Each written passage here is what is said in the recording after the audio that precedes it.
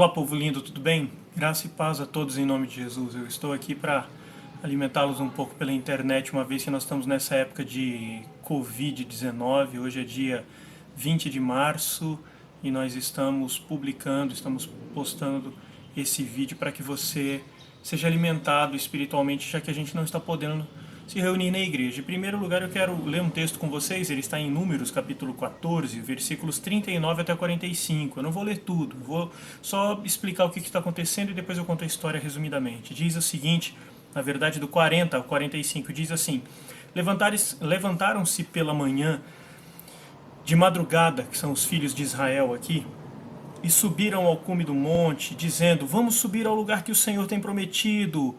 E aí Moisés, no versículo 41, responde: por que vocês estão transgredindo o mandamento do Senhor? Isso não vai prosperar.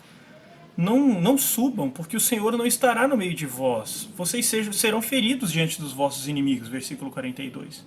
E daí no 44, o que acontece é que eles sobem no cume do monte mesmo assim, e no 45 os amalequitas e os cananeus que habitavam na montanha os feriram e os derrotaram.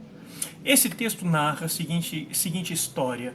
Deus envia 12 espias para olhar a terra de Canaã, e eles passam 40 dias observando a terra de Canaã e coletando de lá informações e coletando de lá alimentos para que eles saibam que tipo de terra é essa que Deus está dando para eles.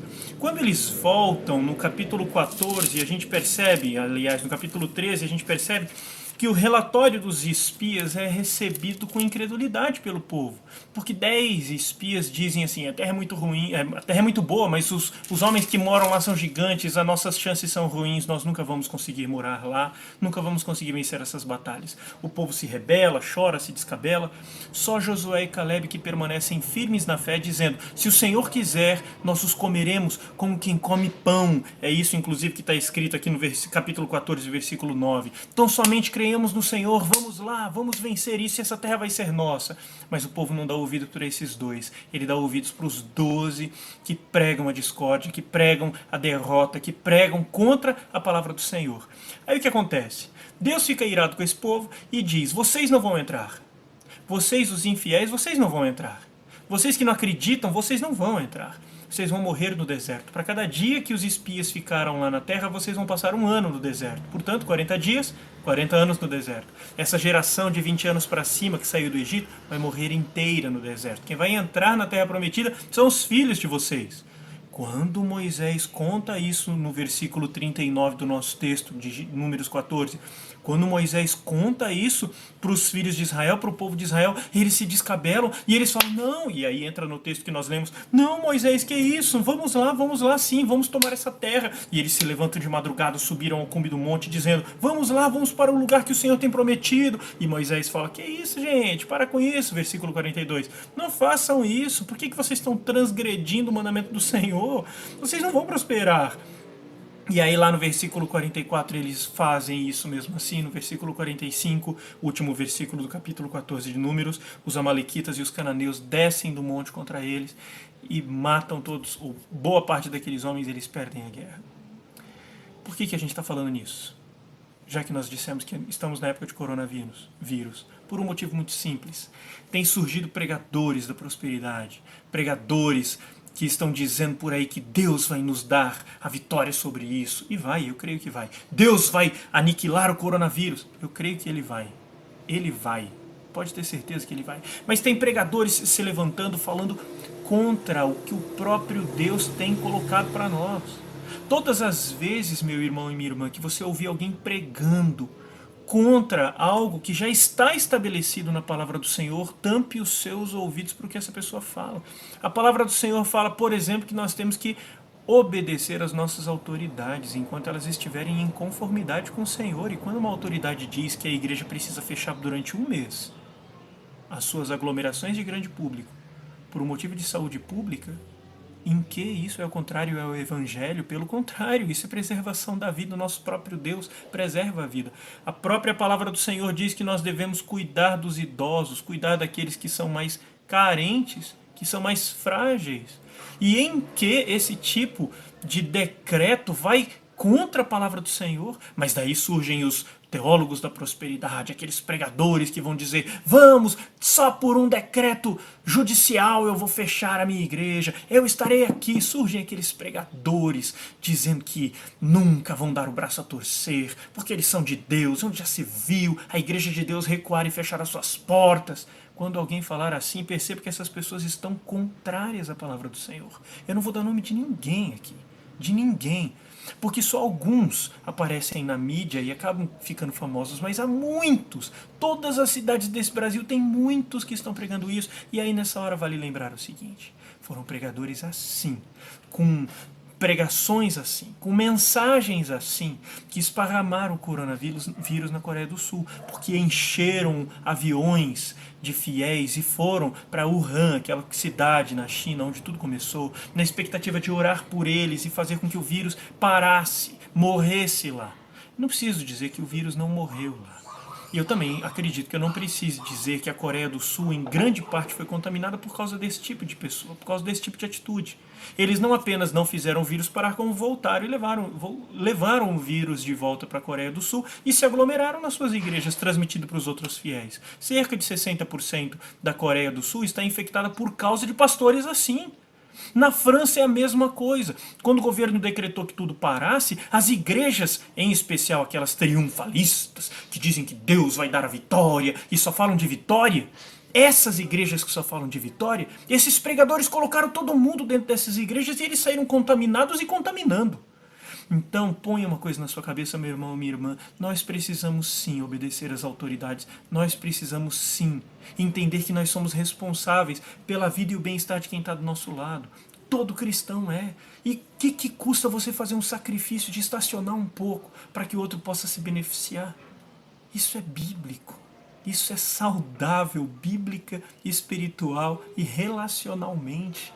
Isso é saudável. Então faça isso. Vocês devem estar ouvindo os barulhos aqui em casa, enquanto eu estou gravando esse vídeo aqui no nosso escritório, no meu escritório. Meus filhos estão brincando lá embaixo com a minha esposa. Daqui a pouco eu corro lá para eles para ficar um tempinho com eles. Aproveitar momento em família.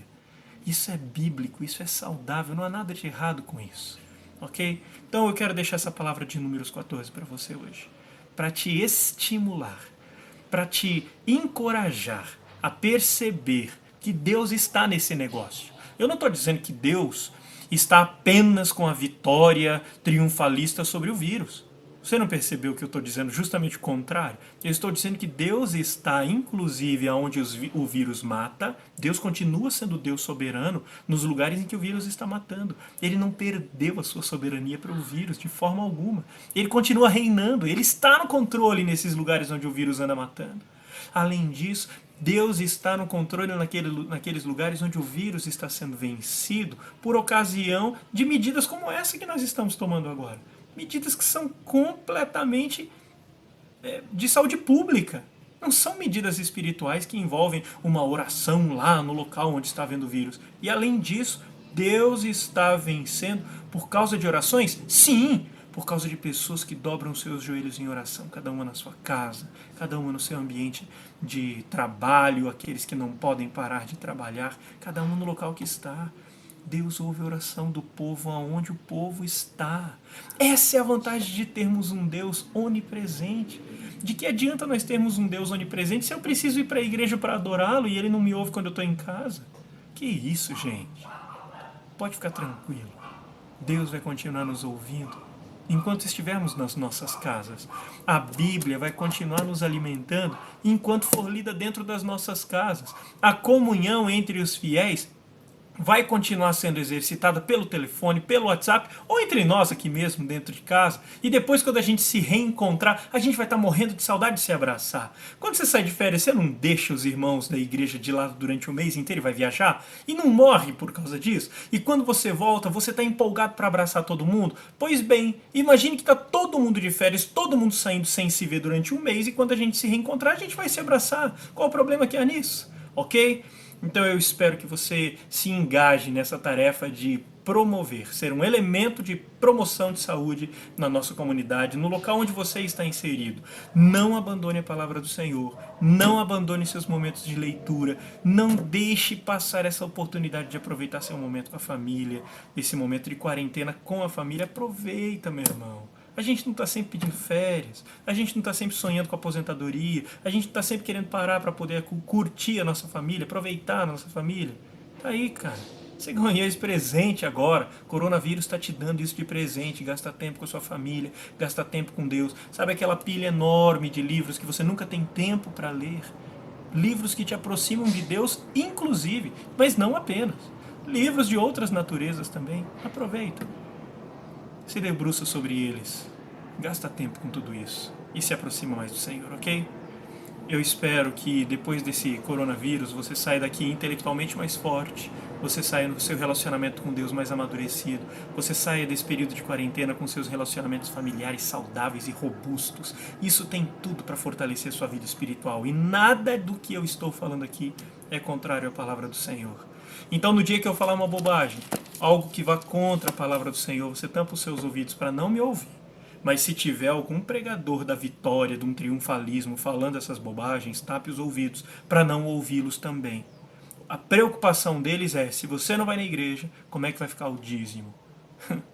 Meus irmãos, o Deus a quem eu sirvo é muito maior do que esses probleminhas pequenos. Que Deus abençoe sua vida e a gente se vê no próximo vídeo, ok? Abraço.